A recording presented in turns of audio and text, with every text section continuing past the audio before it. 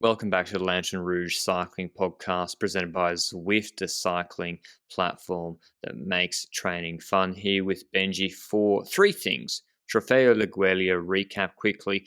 Are UAE legit better than last year? 11 runs, 11 wins. Not a cricket podcast yet. On the board already. And a Strade Bianche men and women's preview. But before we get into the Strade preview, a word from our show partners, Zwift. The Tour of Watopia starts next week. 5 stages of riding with 5 new routes, unlocks, and double XP, so your efforts help you level up twice as quickly. If you didn't see it, we actually had Jay Vine join the group ride last night. It was pretty fun.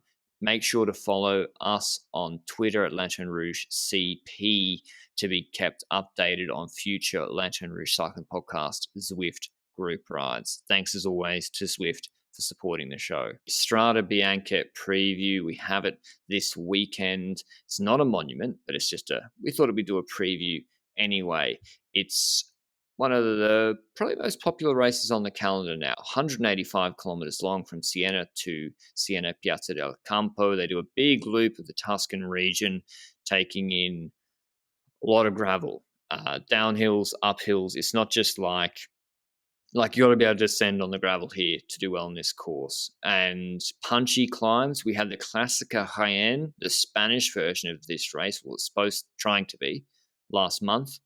It had longer climbs, almost steeper pinches in it, and whereas these are a bit shorter. The previous winners include Cancellara, Stibar, Kwiatkowski. Did Benoit win it or Wellens? Can't remember. Benoit. Those sort of rides. Van Aert, Mathieu van der Poel won last year with the huge attack on the Siena Piazza del Campo climb, but we have no Wout van Aert. We have no Mathieu van der Poel, 2 big guys, and it's I think a bit of a smaller race physically. Stibar, I can't even see lined up. Asgren not in great form. It's a bit different without those really big guys in it. And Pogacar's lining up. No Bernal from last year. Who do you see as the favourite, Benji? Because it's actually Pogacar in the betting markets. Oh, okay. Honestly, I think he can be a factor for the podium quite certainly. He has an option to win it as well, but I think UAE is going to play it similarly to Laigueglia, where they'll try and do well with Cor Vos, with Pogacar, and therefore might have one of those two up there, and not necessarily both of them. Nonetheless, then we look at other squads, and my favorites, to be honest, or I'd argue Alaphilippe on paper is definitely in the favorites for me. Yes, Asgreen has not been the strongest in the last couple of weeks, but he was looking a bit better in Kuurne as support for Alaphilippe. This is a non-confirmed team, by the way, for the start list, but I'm guessing he'll be there. I think he had a puncture last year at a certain point and therefore wasn't actually part of the actual race in Strade last year. Honoré, I think he's had COVID as well, but I'm not 100% certain, and didn't have an ideal week in that 1 week race he rode as a consequence. Mauro Schmidt, he won that gravel stage at the Giro. I've got no clue what to expect in Strade. He was good at, was it Saudi Tour, I think, or was it Oman? Oman, I think. Peter Seri, Vervaken, and Devenijns. That's quite a decent support team with Devenijns by the sides of Alaphilippe, of course, for a race like this. And to be honest, you don't need extraordinary support in a race like this, because it opens up usually on the Monte Santi Mari, which is with about 60k to go, and that climb / Sterato section, because it's both, well, that basically obliterates most of the group, or the last 2 years at least. And then I look at another team where I've got a rider that I see as a co-favorite based on his racing of the last week, was Pidcock at Ineos, who was riding at Kuurne very well and at Omloop, very offensive. I'm curious whether Narvaez is going to join the start list for them. Kwiatkowski, that could be very supportive of Pidcock in that race. And I think he would be one of the riders I do expect to do well. But before you jump in, I want to give a shout out to Tish Benoit for riding a really good Omloop and Kuurne. And I think he's going to be an outsider once again to be in the final of this race for Jumbo. I think he's their leader, isn't he? I think so as well. Unless Milan Varda, the mountain biker on Jumbo, who actually looked good straight away, unless he's exactly. on. I think Benoit's their leader. I'd be surprised if he wasn't in Yep. G1. We've got Quinn Simmons here, who had bad luck in Strade last year, but made the strong Group 1. I'd expect him to be up there again. He's been training in the US. Israel have Fulsang and Clark. I wouldn't be surprised if Clark finished ahead of Fulsang in this race. Yep. Court, Guerrero, Valgren at EF Moscon looked awful at Omloop for Astana, but he should be good in this race. Movistar got Bala. Valverde's about 40-1. I quite like him for it.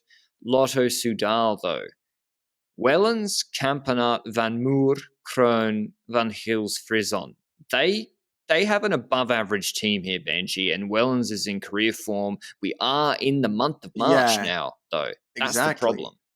I think good form on Wellens is now completely illegal as we cross the month. So on paper, he shouldn't do well anymore. But in realism, I do actually believe that Wellens will be in good form here and should be one of the factors in the latter part of the race. Was good at Maritime du Var, was good in that, what was it?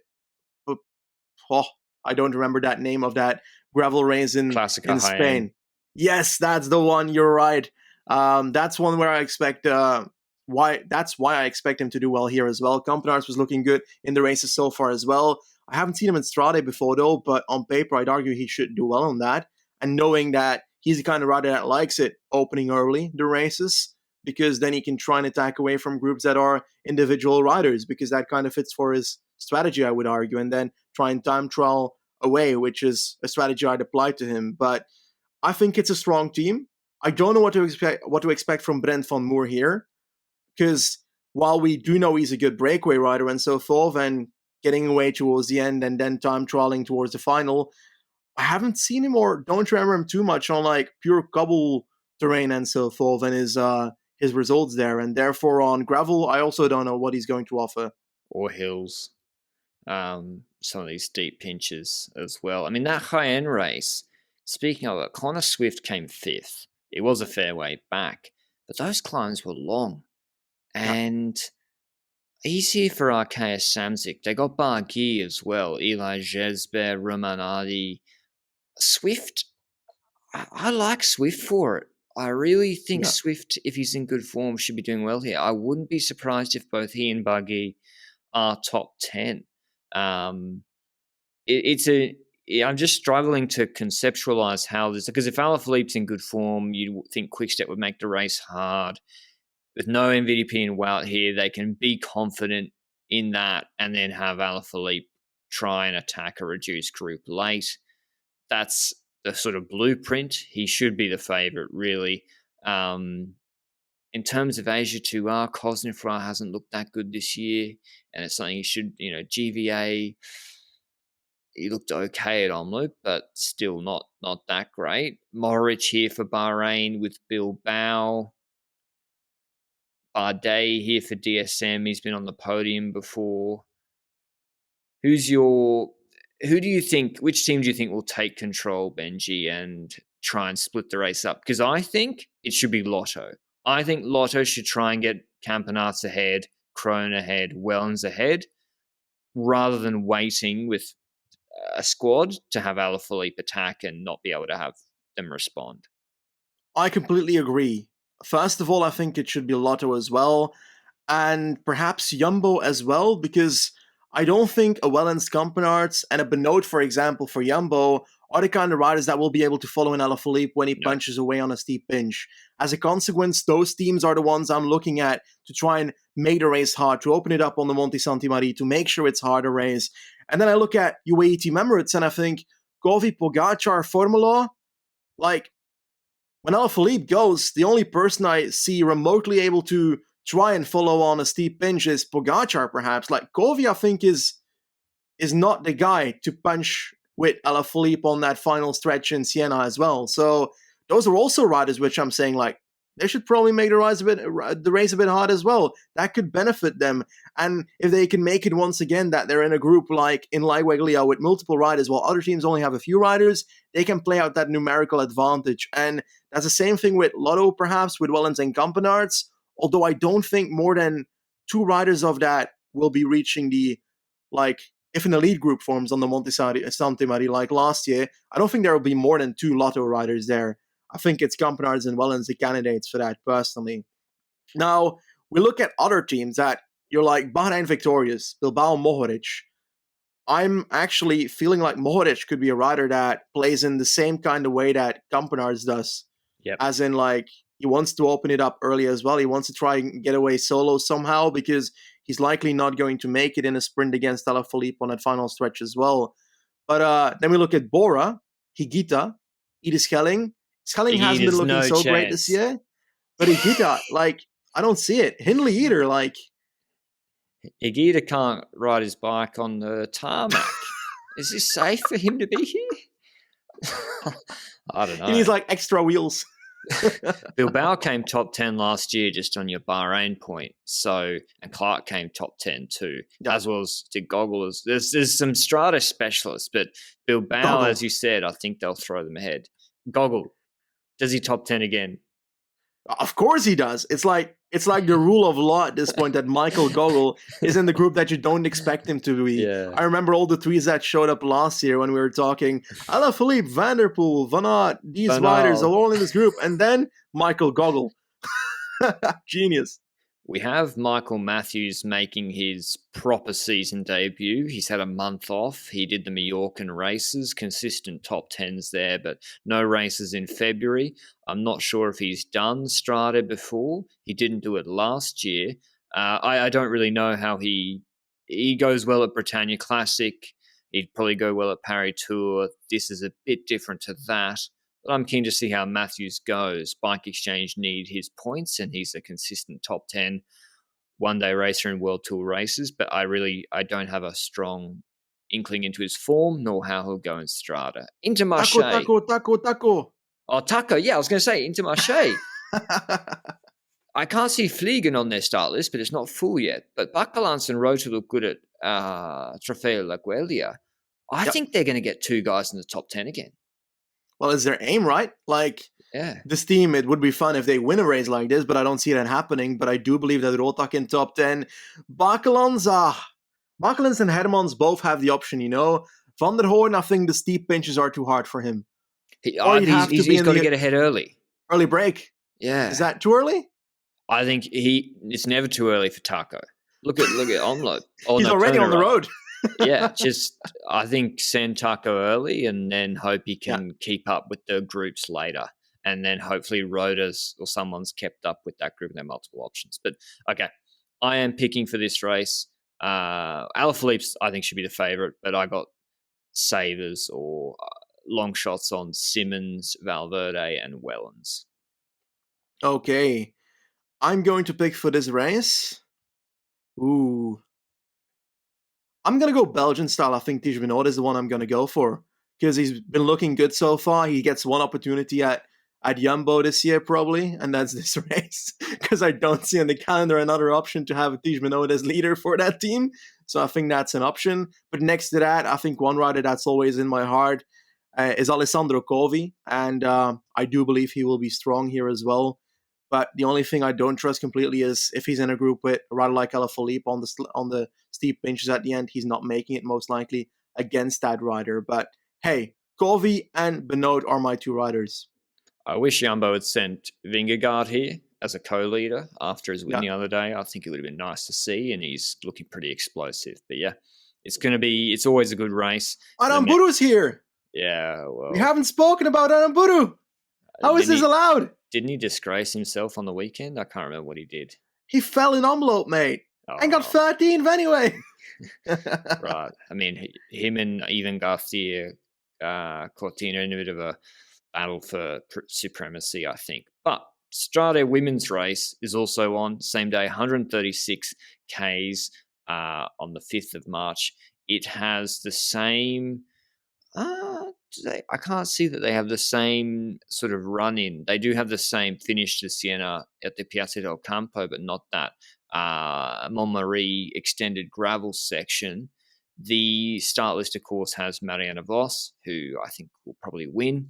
They have Annemiek van Vleuten here, who disagrees with that statement. Mavi Garcia for the UAE team, Cavalli, Chapman, Ludwig at FDJ, although Chapman just messaged me saying she's in Andorra, so I don't know if I trust this star list anymore that I'm reading.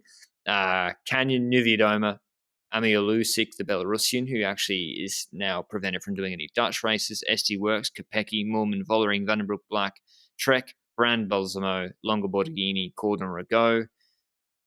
Who do you like for it, Benji?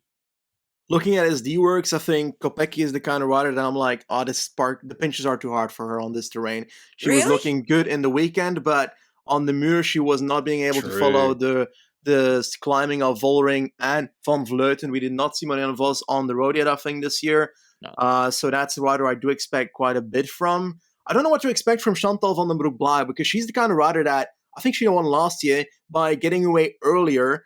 And as a consequence, she got that advantage before they got to that final climbing section. But she was with someone, I just can't remember who she was with. She dropped her. Longo Borghini, you're right. And the thing here is, maybe she's again that rider that goes early. But then the question is, if you look at FDJ, Ludwig and Cavalli, last year we had a bit of a strategic miscalculation, in my opinion at least, where they could have gotten a podium spot by pacing for the other, but neither wanted to pace for the other, and instead Cavalli kept attacking. But I do believe they're strong at this finish. Like Cecilie Ludwig, that Siena finish fits her on paper, but the problem is that she needs to be in the front group to be able to do that. And if that's the case, then Van Vleuten is probably there as well, Marianne Vos probably there as well, and as a consequence, well, most likely she doesn't win. So, Niewiadoma, what do you think? I think she's got a better team now. Soraya Paladin came 14th last year, but she was on Live Racing. She's now her teammate here. I think she's got more options, and that was the problem for Niewiadoma last year. Every single race last year, she was isolated in the group and would get attacked by SD Works. And I think, yeah, that's a problem. So I'm expecting her. They've got a they have a better team. They got better transfers. But still, these are unknown start lists. They're not confirmed in concrete. I still think the strongest overall team is SD Works, Vollering, Kopecky, Vandenbroek Black. Millman even came like 11th last year. They're going to throw riders up the road. AVV is going to have to try and respond solo. Will Vos go with her? What I think Vos should do, Benji, not react to the SD Works attacks. AVV is going to go solo at some point and just hope she bridges her. Who do you think wins in the final uphill sprint between Niewiadoma, Vos, Vollering, and Van Vleuten after a pretty hard race? I'm saying Vos, and the reason that I'm saying that is the climb is short enough for Vos to be able to get that acceleration that Van der Poel had last year, for example, in the men's race, while Niewiadoma probably needs the climb to be twice as long to be able to make sure those acceleration type punchers like Vos are not as effective towards her. And then we look at Van Vleuten, and I think she's I think she's kind of like more like Niewiadoma than like Vos on that final climb. Yeah, I agree with you. I think Vos would take it, but I'm not expecting them all to make it to the base together. It's usually split apart before then, and SD Works like to have. They'll have thrown riders up the road if they have riders in groups. But I'm taking Marianne Vos, which is a bit brave, I think, even though she is Marianne Vos, because of AVV's performance last week in Omloop, which is pretty terrifying. Who have you got? Oh, I want to go for a complete outsider, but it's a bit too crazy perhaps to say Audrey Cordon-Rago, because she's most likely the rider that Trek sends up the road to try and put pressure on other teams. So I'm going to go with, I think Longo Borghini will get away with another rider, and this time around she won't get slapped on the final Siena climb. Like Van Aert's redemption, cramps to victory she'll have learnt from last year. Okay, fair enough. That was our Strade Bianche preview. Hope you enjoyed it. We're looking forward to watching it this weekend. Thanks as always to Zwift for supporting the podcast, and we'll see you with the Strade recaps on Saturday. Ciao.